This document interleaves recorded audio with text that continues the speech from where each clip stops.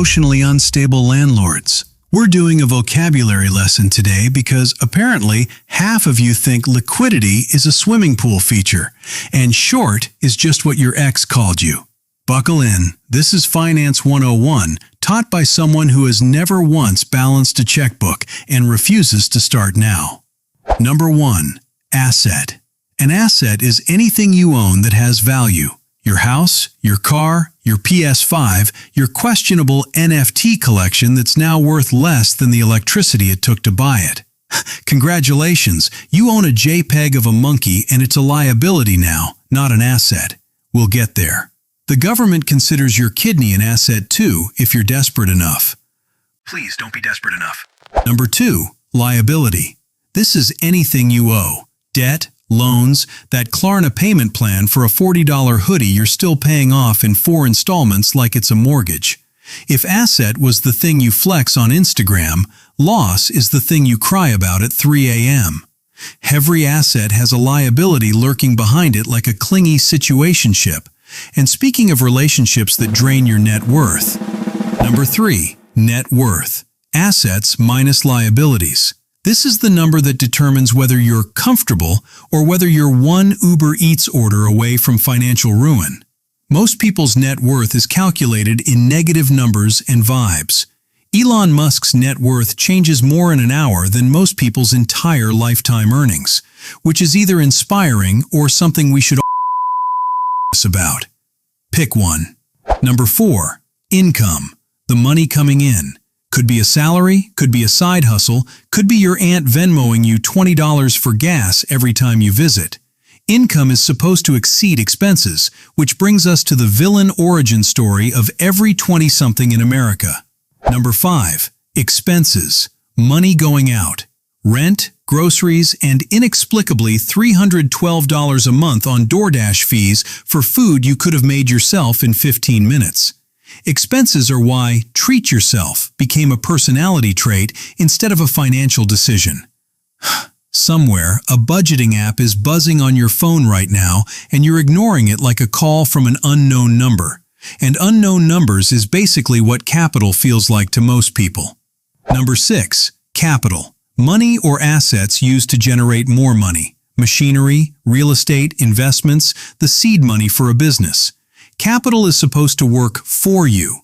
For most of us, it just sits in a savings account earning 0.01% interest, which is the financial equivalent of planting a seed in concrete and hoping. Number 7. APEIN. Not technically a Wall Street term, more of a Wall Street bets fever dream, but it means throwing all your money into an investment with zero research, pure vibes, diamond hands, to the moon, the whole unhinged package. Aping in is how regular people briefly become millionaires on paper, and then immediately become regular people again by Tuesday. Number 8. Stock. A tiny slice of ownership in a company. You buy stock, you become a shareholder, which sounds powerful until you realize owning 4 shares of Apple gives you roughly the same influence over Tim Cook's decisions as yelling at your TV during a Knicks game. Number 9. Equity. Ownership value. In a company, in your house, in your life choices, theoretically. Home equity is the reason boomers can retire, and Gen Z is currently renting a studio apartment shaped like a shoebox for the same price as a boomer's entire mortgage in 1985. We are not okay. Moving on, number 10. Liquidity. How fast an asset can become cash without losing value. Cash itself is the most liquid asset. Your grandmother's antique china cabinet is not liquid, no matter how many times you tell yourself you could sell it on Facebook Marketplace. That thing has been worth $600 in your head for 6 years and $0 in reality. Number 11. Hedge. A strategy to reduce risk, like an insurance policy for your investments. You hedge by betting against your own bet, which sounds like something a guy would do to avoid admitting he's scared. And honestly, fair. Financial cowardice, but make it a legitimate strategy. Number 12. Sponsor. Money a company pays to have their product shoved into content. Like this video technically could have one right here if we weren't too chaotic and unsponsorable for anyone's brand safety guidelines. which honestly feels like an achievement. Number 13. Arbitrage. Buying something cheap in one market and selling it expensive in another, instantly, risk-free. Like reselling limited sneakers you camped outside for at 4 a.m. Arbitrage is capitalism's cheat code and also the entire business model of resellers who ruin everyone's Black Friday. Number 14. Derivatives. A financial contract whose value comes from an underlying asset, options, futures, swaps. Derivatives are what caused the entire 2008 financial crisis because some guys in suits bundled bad mortgages into products and sold them like a mystery box from a gas station. Except the mystery box collapsed the global economy. Great system. Number 15. Market cap. A company's total value. Share price times number of shares. Market cap is why a company with zero profit can be worth more than a company that's been printing money for decades, because line must go up. Logic is optional. We don't do logic here. Number 16. Speculation. Investing based on guesswork rather than fundamentals. Basically, astrology for people who wear blazers. You don't know why you think the stock will go up, you just have a feeling. And that feeling is usually wrong, but occasionally makes you a millionaire, which is the exact energy of a casino. Number 17. Bull market. Prices are rising. Everyone's confident. Everyone thinks they're a genius. Bull markets make every idiot look like Warren Buffett for about 18 months, until reality shows up like an uninvited ex at a party. Number 18. Bear market. Prices are falling. Everyone's panicking. Everyone's suddenly an expert on buying the dip while crying internally. Bear markets are humbling in the same way getting dumped over text is humbling. Sudden, public, and everyone's watching. Number 19. Volatility. How wildly a price swings. High volatility means your portfolio is basically a heart monitor during a horror movie. Low volatility means boring, stable, the financial equivalent of a Wednesday. Number 20. Diversification. Not putting all your eggs in one basket. Spreading investments across different assets so one disaster doesn't wipe you out completely. It's the financial version of not texting only one situationship. Keep your options spread thin so heartbreak doesn't hit at full force. Number 21. Leverage. Borrowing money to invest more than you actually have, amplifying both gains and losses. Leverage is how people turn a bad idea into a catastrophic idea, but with better math behind it. Number 22.